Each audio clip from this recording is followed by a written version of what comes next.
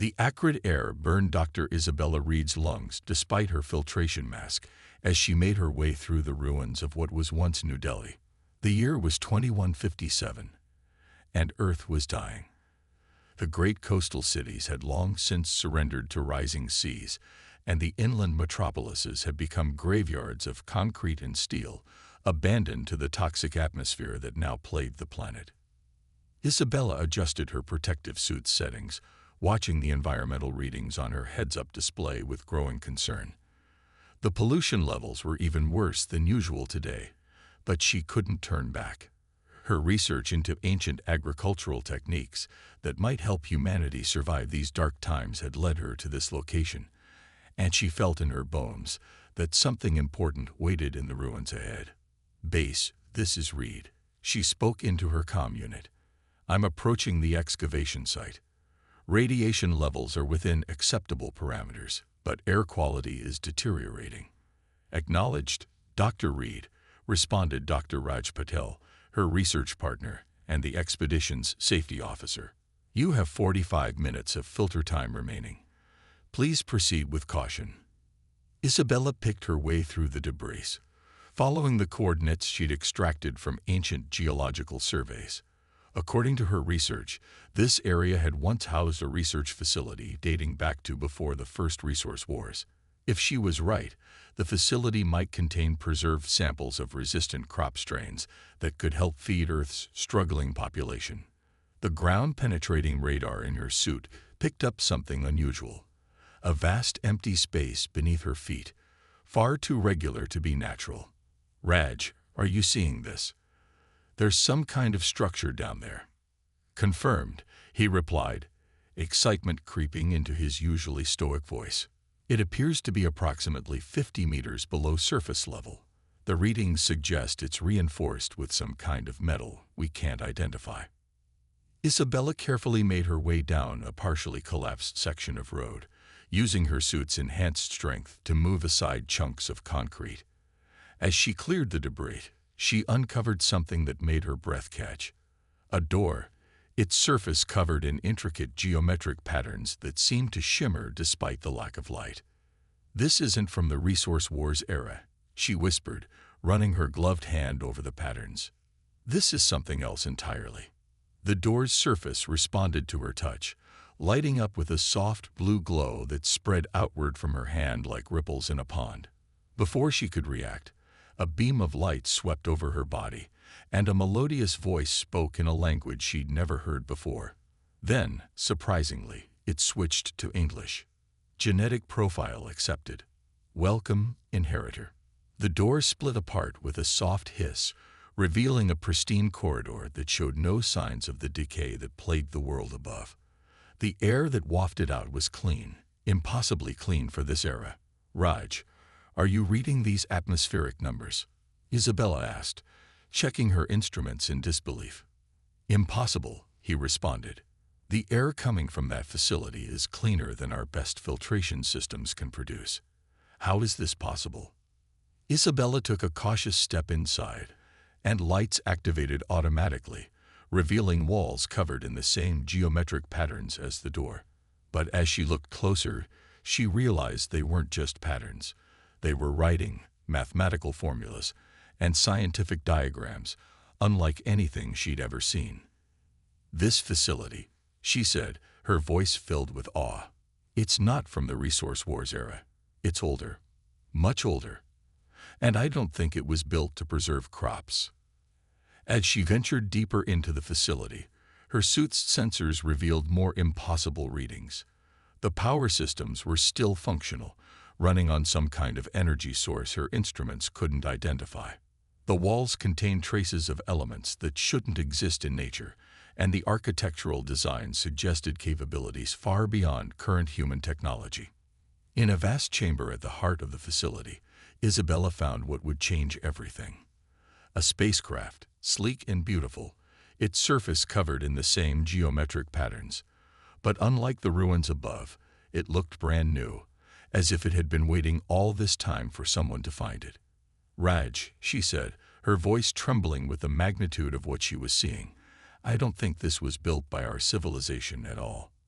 I think I think we're looking at evidence of an advanced human civilization that existed long before recorded history, and they left this here for us to find. A holographic interface sprang to life before her, displaying images of Earth as it once was, pristine and beautiful, followed by images of environmental collapse that looked eerily similar to their current situation. Then it showed something else, a thriving colony on the moon, powered by technology beyond her wildest dreams. This isn't just a discovery, Isabella realized. It's a lifeline. They knew this would happen again, and they left us the means to survive it. But as she began documenting her findings, her comm unit picked up concerning chatter. Other groups had detected the energy signature from the facility. Corporate salvage teams were already mobilizing, and they wouldn't care about the historical or scientific significance of this discovery. To them, this would just be another resource to exploit. Isabella knew she had to act fast. Humanity had been given a second chance, and she wasn't about to let it fall into the wrong hands. The race to save Earth's future had begun, and the key to victory lay in understanding the message left behind by their forgotten ancestors. Raj, she said firmly, implement Protocol Omega. No one else comes in or out of this facility without my direct authorization, and get me Director Yamamoto on a secure line. She needs to know what we found. As she spoke those words, the spacecraft's systems hummed to life, responding to her presence in a way that suggested this was no coincidence. She had been expected, perhaps even chosen, and the real question was, by whom? The images depicted the rise and fall of the ancient civilization that had built this place. They had faced the same challenges: rising temperatures, environmental devastation, resource depletion. But they had found a solution, one that involved not just the moon, but a complete reimagining of human civilization. Director, Isabella said, her voice filled with wonder. They didn't just leave us a ship. They left us a complete blueprint for surviving environmental collapse. But it's not just about technology. It's about fundamentally changing how we live. A holographic display showed massive lunar facilities, powered by something the ancient texts called quantum harmonic energy. These bases weren't just survival shelters. They were incubators for a new type of human society, one that lived in harmony with its environment rather than in opposition to it. A deep rumbling from above interrupted her explanation. They're starting surface excavation, Raj reported grimly. Helix isn't even trying to be subtle about it. Dr. Reed. Director Yamamoto's voice was steel. Initiate Emergency Protocol 7. Destroy all external access points to the facility. We cannot let Helix reach that ship. But before Isabella could respond, the ship's eye spoke again. Genetic authentication confirmed. Initiating Legacy Protocol. The facility's walls began to shift and change, revealing hidden chambers and passages. In one of them, Isabella found something that changed everything: the communication log from the ancient civilization's final days. They knew, she whispered, reading the translated text. They knew their civilization was going to fall, but they also knew humanity would rise again. They calculated exactly when we would reach this point of crisis and prepared for it. This isn't just a random discovery, it's an inheritance. The log revealed more.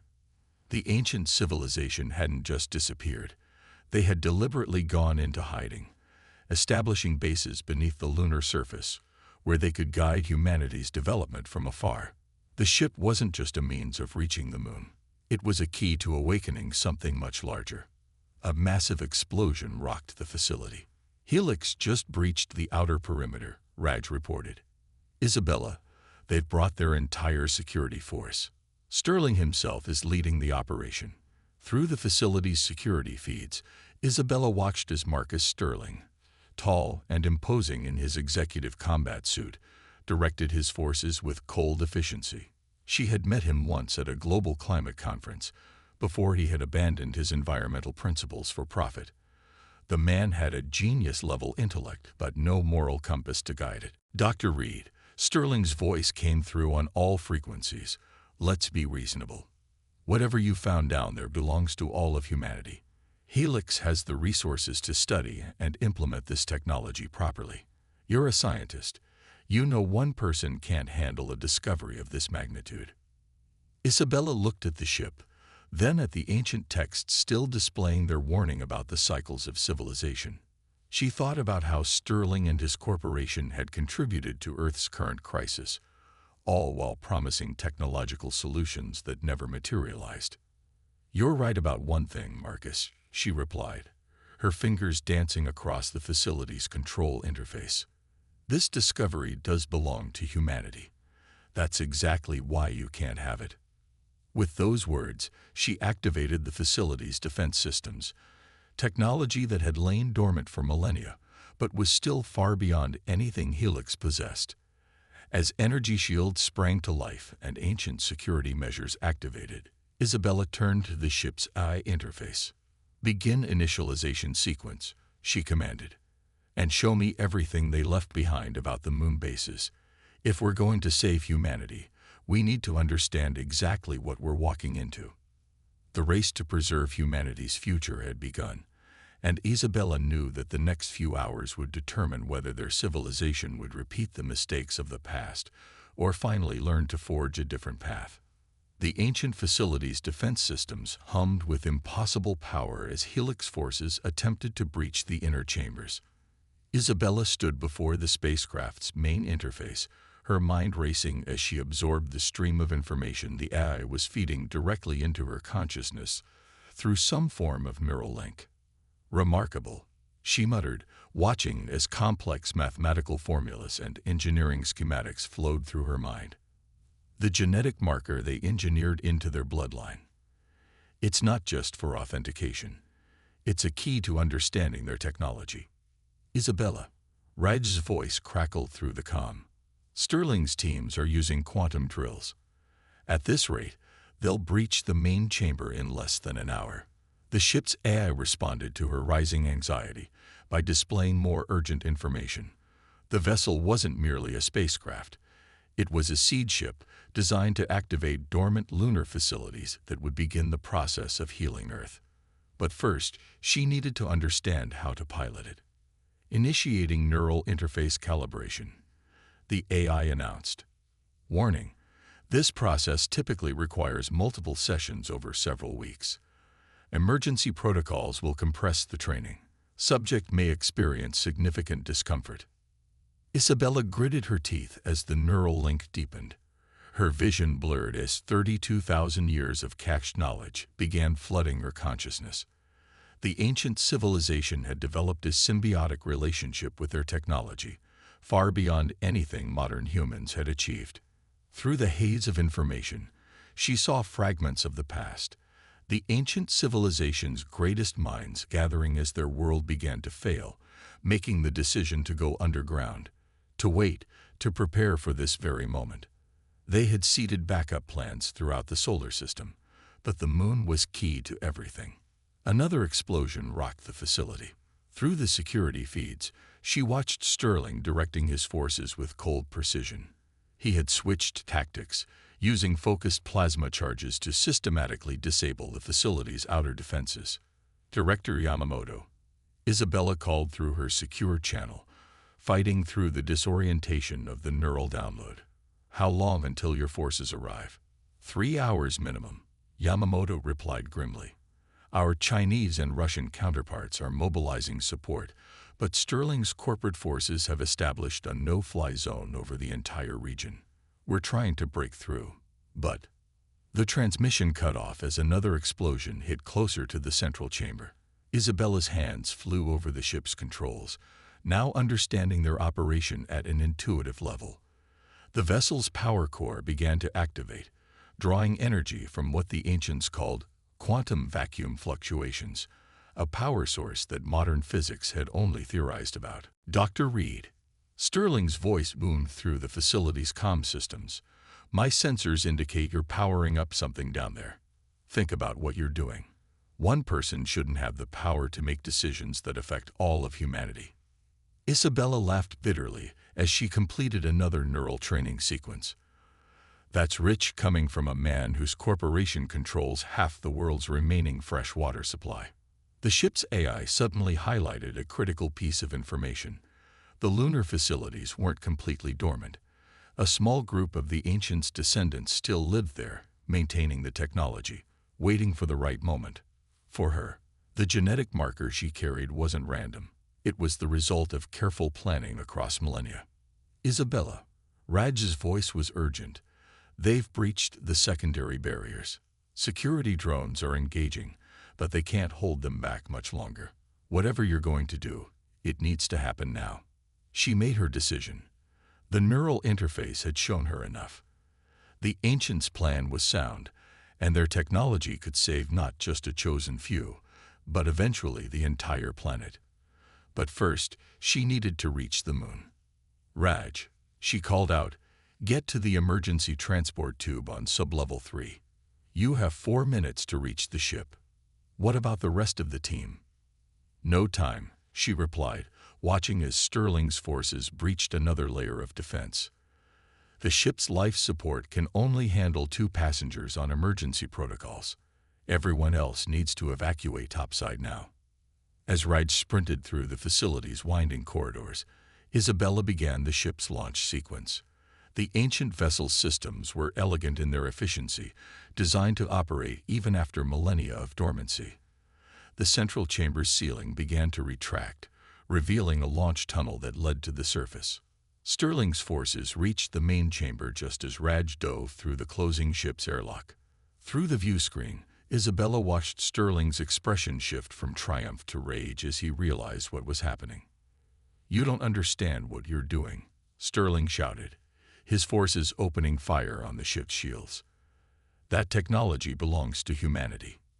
No, Isabella replied, her hands dancing over controls that now felt as natural as breathing. It belongs to those who will use it to save humanity, not profit from its suffering. The ship's engines ignited, drawing power from the quantum vacuum itself. As they burst through the facility's ceiling and accelerated toward the sky, Isabella saw the bigger picture the ancients had planned. This wasn't just about reaching the moon. It was about giving humanity a second chance to get things right. But as they broke through the atmosphere, alarms began blaring. Helix had orbital assets, and multiple corporate warships were moving to intercept. The race wasn't over yet. It was just beginning. Isabella embraced the neural link fully, letting the ancient knowledge flow through her. Hold tight, Raj, she said, engaging the ship's advanced defense systems. We're about to show them what 32,000 years of technological evolution looks like. Lunar dawn. The ancient spacecraft danced through orbital space, its quantum shields deflecting barrage after barrage from Helix's corporate warships. Isabella's mind was one with the ship's systems now, executing maneuvers that defied conventional physics. Multiple missile locks, Raj reported, gripping his seat as they spiraled through the debris field of old satellites. They're using everything they've got. Isabella smiled as the neural interface revealed another of the ship's capabilities. Let them waste their ammunition, she said, activating what the ancients called a probability drive. The ship briefly existed in multiple quantum states at once, causing incoming missiles to pass harmlessly through phantom images while the real vessel slipped between them. As Earth fell away behind them, the ship's AI revealed their true destination. The lunar base wasn't on the moon's surface, it was inside it. The ancients had built their facilities within a vast network of lava tubes, hidden from both observation and solar radiation. Approaching lunar insertion point, the AI announced. Warning: detected multiple pursuit craft launching from Helix's lunar mining stations. Isabella watched through the ship's sensors as smaller interceptors rose from hidden hangars across the moon's surface. Sterling had been busy establishing a corporate presence here, far from Earth's regulations. The ship dove toward a seemingly solid section of the lunar surface. At the last moment, a hidden aperture irised open, revealing a tunnel that plunged deep into the moon's interior.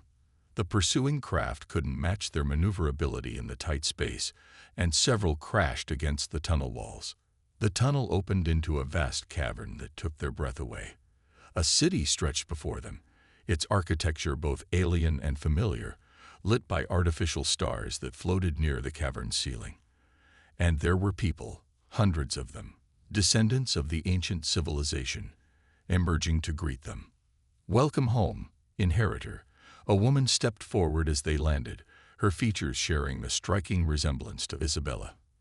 "I am Lyra, chief guardian of the Lunar Archive. We've been waiting a very long time for you." New Earth Rising. The next few months passed in a blur of discovery and preparation. The lunar city, called Haven, was more than a refuge. It was an archive of humanity's greatest achievements and a laboratory for planetary restoration. The ancient civilization hadn't just fooled here. They'd been preparing for this moment for millennia. Isabella learned that her genetic marker was the result of careful planning across generations. The ancients had hidden their bloodline within the general population, knowing that when the time was right, one of their descendants would find their way here. But Sterling wasn't done. Helix had begun assembling a military force, unlike anything seen before, drawing on resources from their extraterrestrial mining operations. They meant to take Haven by force.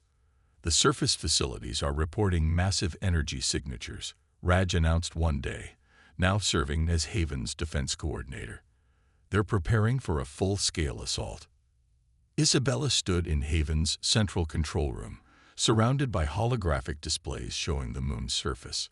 Sterling had assembled an army of automated combat units and orbital weapons platforms, but the ancients had prepared for this too. "Activate the Guardians," Lyra commanded. Across Haven, massive humanoid machines came to life.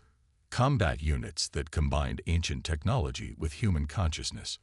They were the city's last line of defense, and their pilots were ready. The battle for Haven was brief but spectacular.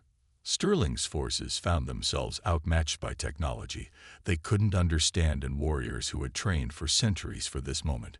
When Sterling himself led a final push toward Haven's main entrance, Isabella was waiting. "You could have been part of this, Marcus," she said through the comm as his forces were systematically disabled by Haven's defenses. "We're not keeping this technology to ourselves. We're making sure it's used to heal, not to profit." The turning point came when Isabella activated Haven's primary system, a network of orbital platforms that could begin reversing Earth's environmental damage. As the first waves of healing energy began to ripple through Earth's atmosphere, even Sterling's most loyal forces laid down their weapons. 1 year later, Isabella stood in Haven's observation dome, watching Earth slowly turn below. The planet was changing. The orbital platforms had begun breaking down atmospheric pollutants, while lunar-based systems helped restore damaged ecosystems. It would take decades, but Earth was healing. The ancients never wanted to replace humanity, Lyra said, joining her at the window. They wanted to guide us toward a better path. That's why they waited so long. We needed to understand the consequences of our actions before we could accept their help. Isabella nodded, thinking of the changes taking place on Earth. The technology from Haven was being carefully shared with all nations, while new laws prevented any single entity from controlling it. Sterling, in a final act of redemption, had turned Helix's resources towards supporting the restoration effort. "What happens now?" Raj asked, joining them.